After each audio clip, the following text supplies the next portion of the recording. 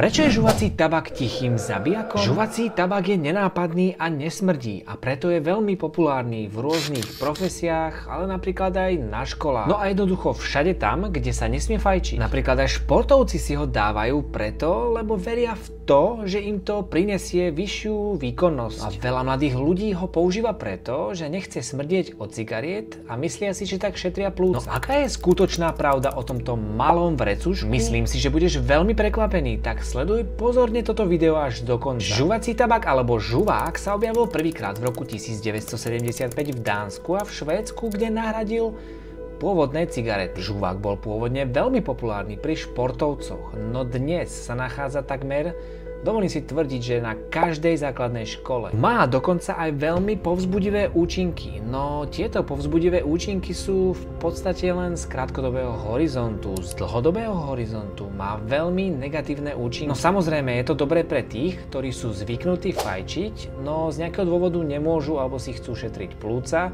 tak jednoducho žúvajú ten nikotín vo forme toho žuvacieho tabaku. No ale počkaj, ako súvisí žúvanie tabaku so športom? Je dobre povedať, že športovci ho používajú aj preto, že nezaťažuje im plúca a tak im neklesá výkonnosť pri športe. V dnešnej dobe sa pri mládeži vyskytujú rôzne látky, napríklad ako sú alkohol, ľahšie drogy, marihuana, cigarety a rôzne iné nikotinové výrobky, ale jednoznačne najpopulárnejší je tento žuvací tabák alebo aj tzv. Snus. No a čo je to ten žuvací tabák? Je to malé vrecuško plnené namáčacím tabakom, ktorý obsahuje množstvo prímesí vrátane nikotínu a iných škodlivých látok. Pozeraj sa ďalej a dozvieš sa skutočnú pravdu. Žuvák sa vkladá pod jazyk alebo pod spodnú či hornú peru.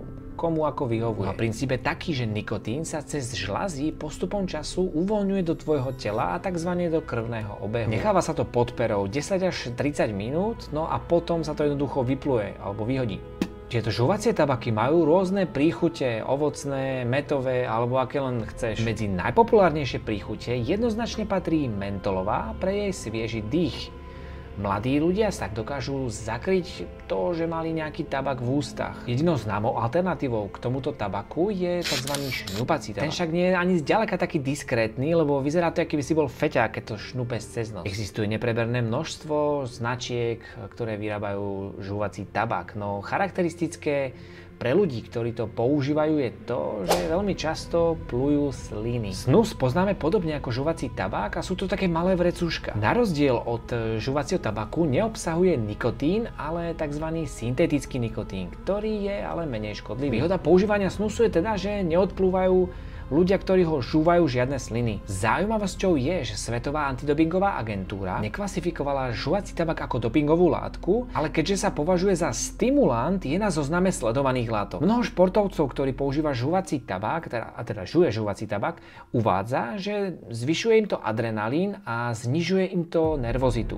Čo je pravda, ale len z krátkodobého hľadiska. Uvidíme, či v budúcnosti Svetová antidopingová agentúra zakáže žuvací tabak. Žuvák obsahuje spomínané škodlivé látky a sú to napríklad nitrosamíny a karcinogény, ktoré sú možným spúšťačom mnohých druhov rakovín. Žuvací tabak sa vstrebáva cez ústnu sliznicu a preniká až do mozgu. No a tam sa vytvorí závislosť, rovnako ako pri napríklad fajčení. No a závislosť si na ňom vytvoríš oveľa ľahšie, pretože obsahuje až 5-násobne viac nikotínu ako bežná cigareta.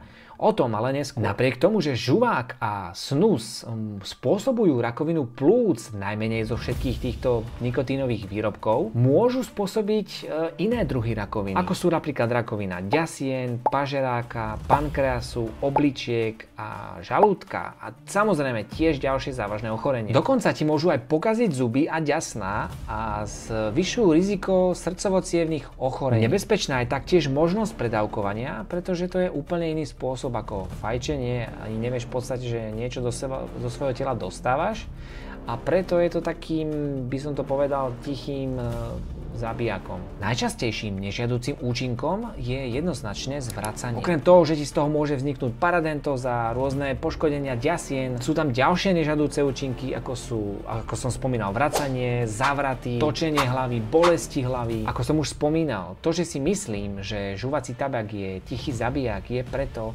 že si na ňom dokážeš vytvoriť závislosť, respektíve tvoj mozog, 5-krát rýchlejšie ako pri napríklad fajčení cigariet, pretože tam je toho nikotínu oveľa viac. Napríklad výskum americkej spoločnosti pre rakovinu ukázal, že je v snuse až 28 karcinogénnych látok. A pýtaš sa, prečo je potom žuvací tabak tak rozšírený a nie je vo svete tak veľmi regulovaný, ako by mal byť? No je to preto, že názory na jeho škodlivosť sa v Európskej únii veľmi rozchádzajú. Kým niektorí tvrdia, že je to v podstate to isté ako fajčenie, druhí tvrdia, že je to oveľa menej škodlivé ako fajčenie a preto je to dobrá alternatíva pre tých, ktorí nechcú ani začať s fajčením alebo chcú napríklad naopak prestať. No a z toho, čo som sa dozvedel, vyplýva z tých štúdií to, že ich dlhodobý účinok na zdravie nie je jasný, pretože jednoducho nie sú na trhu dostatočne dlho na to, aby sa tieto štúdie stihli vykonať. No zdvíham varovný prst, buďme veľmi opatrní voči novodobým spôsobom rôznych týchto závislostí, ako sú napríklad